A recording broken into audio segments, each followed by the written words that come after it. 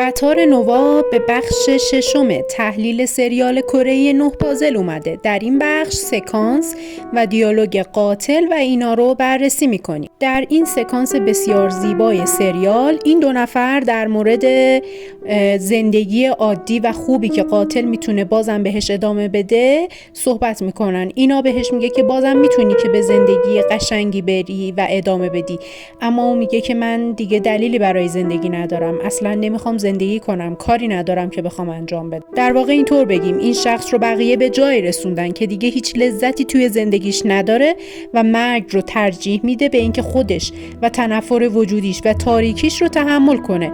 این دنیا به نظرش مسخره میاد.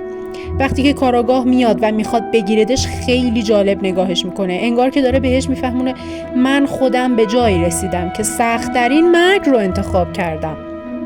و میگه چرا آدم ها اینقدر تلاش میکنن زنده بمونن و یه جورایی انگار نمیفهمه که زندگی جالب چه شکلیه. زندگی زیبا رو دیگه نمیبینه، تاریک چشماشو گرفته، این هیولا رو نمیتونه کنار بزنه، از خودش دیگه خوشش نمیاد، مهمتر از اون از بقیه اصلا خوشش نمیاد. کاراگاه داره کار خودش رو انجام میده، اما این زن انقدر توی زندگی سختی کشیده که باعث شده زندگی و آدم ها رو پستر و زشتر از اون ببینه که بخواد در کنارشون به زندگی ادامه بده یا حتی یک زندگی جدید زیبا رو شروع کنه.